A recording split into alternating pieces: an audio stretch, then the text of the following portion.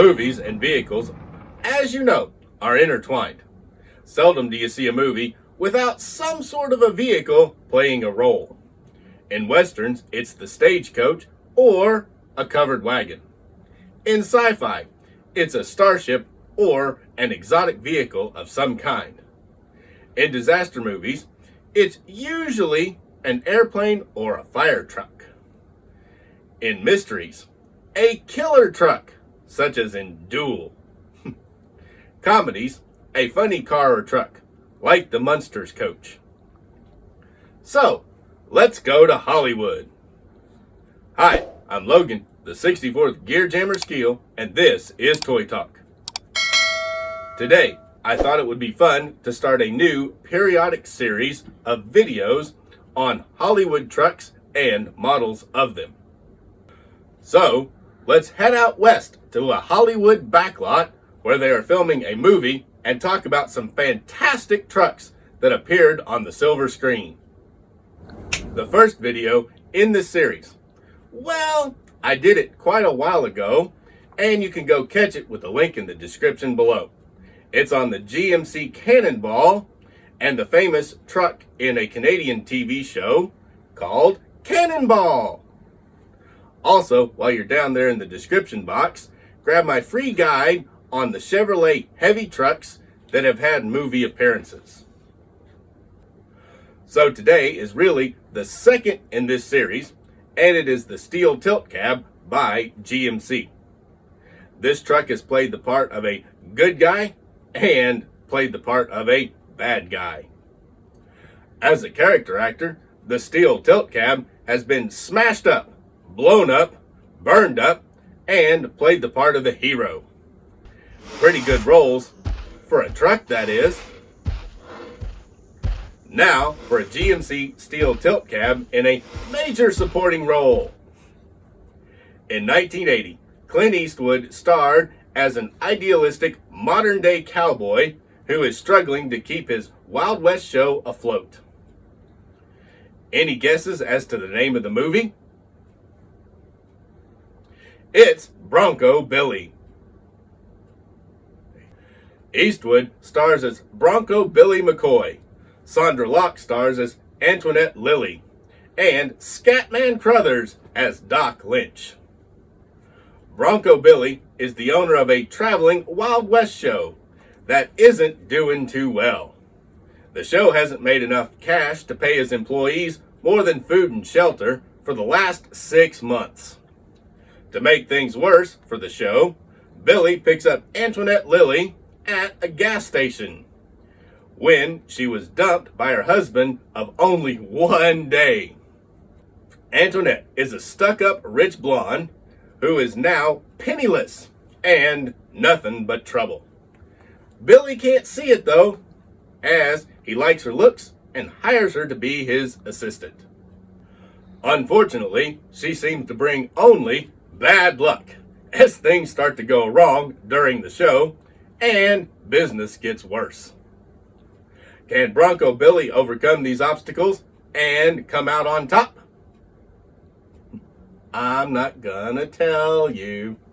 You'll just have to watch the movie to find out how it ends. By now, you're probably wondering what a GMC Steel Tilt Cab has to do with Bronco Billy.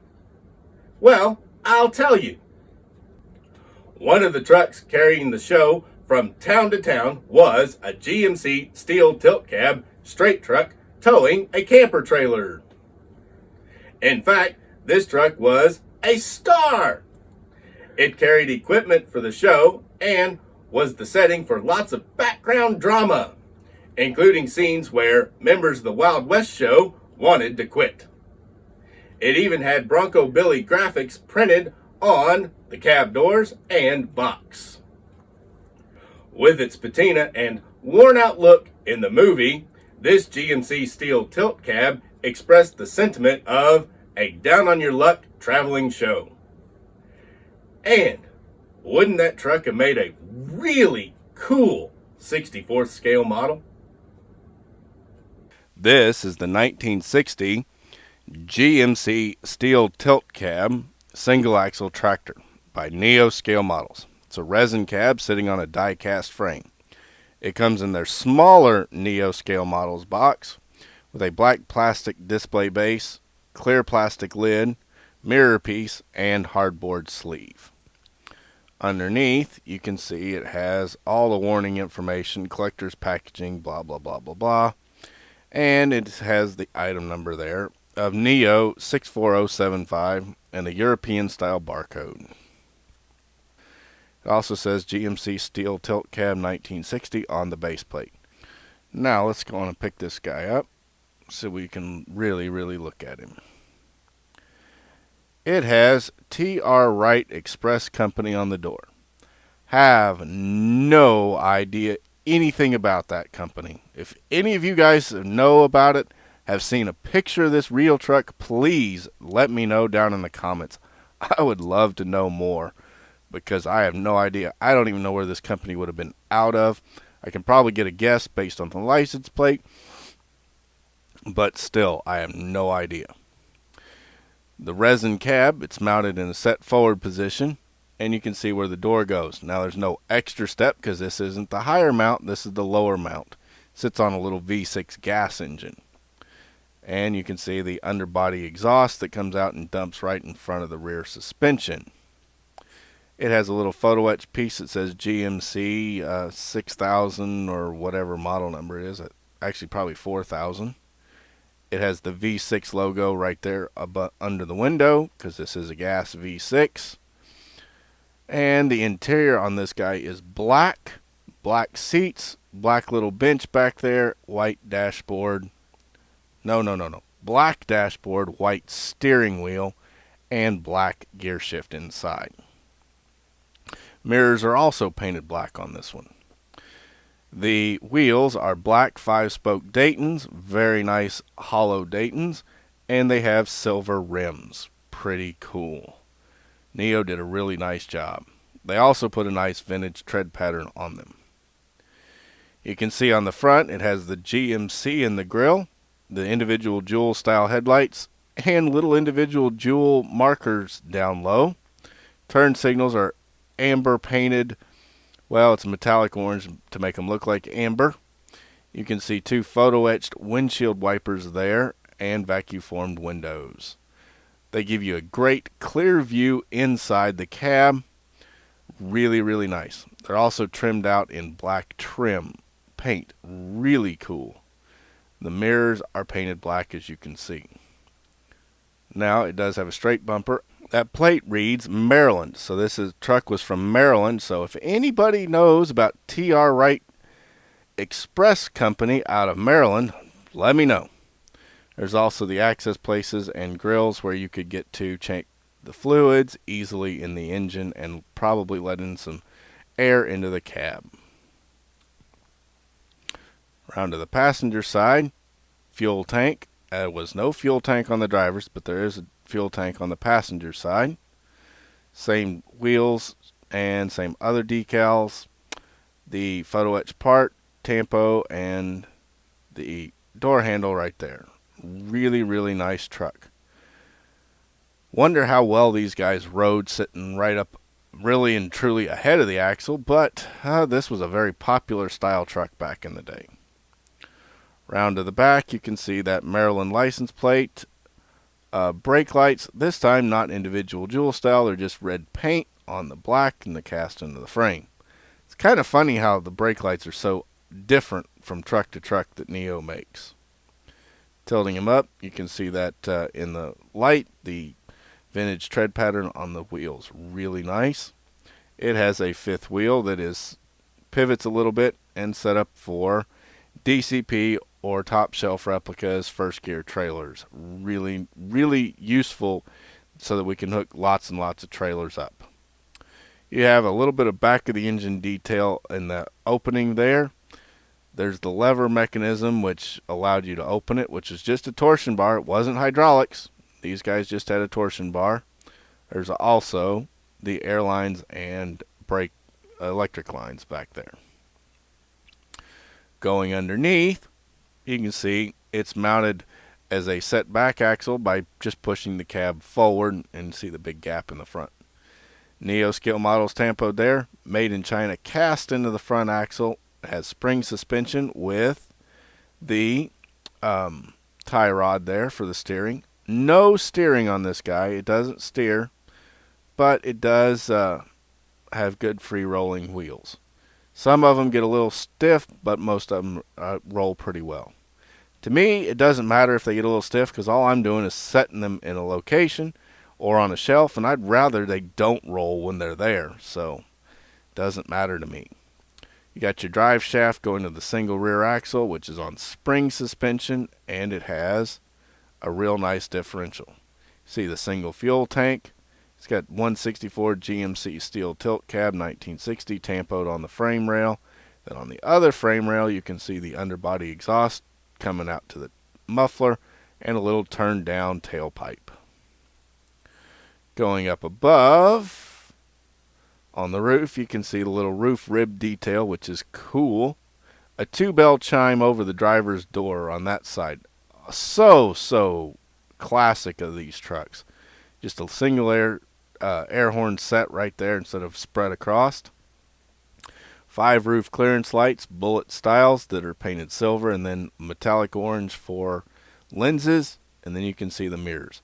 There's also a little decal piece that makes it look like the mirrors are real mirrors on each mirror. Right on, Neo. You did a great job on this little truck. Now, since it is a road tractor, this is more of a city unit, but it is still a road tractor. I'm going to hook it up to a nice van trailer, because they'd probably haul a van trailer to go pick up and take around. So there we go. Got to see what these guys look like with a trailer. Be so cool if somebody would make us a 35-foot trailer, far more typical of the era, but I'll take what we can get. This is the 1960 GMC 4000 Steel Tilt Cab with a V6 gas engine pulling a Diecast Promotions 40-foot dry van trailer. The Neo cab is resin cab on a die-cast frame, and they knocked it out of the park with this guy.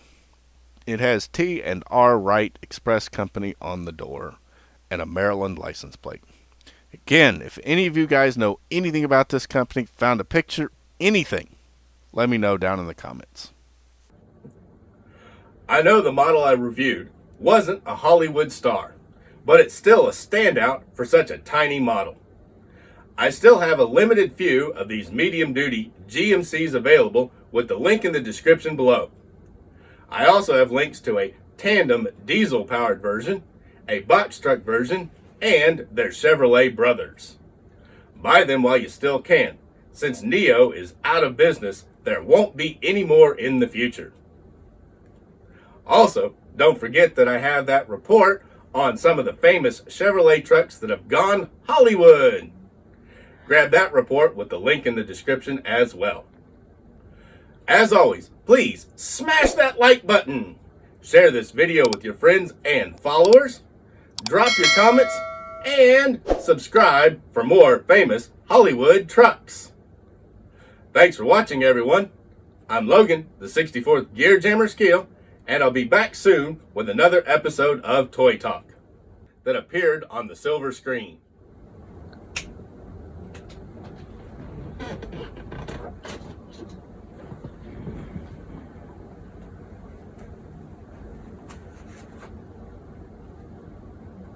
All right.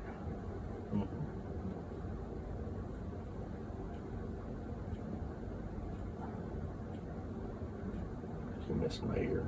Oh, hell, your ear. I missed it by a half mile. Your ear's not in the right place. It's not my fault, is it?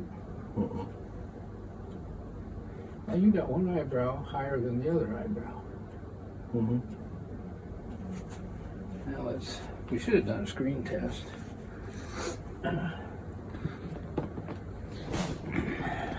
That's better. What does the camera see? That looks fine. You look like you got 2 black eyes.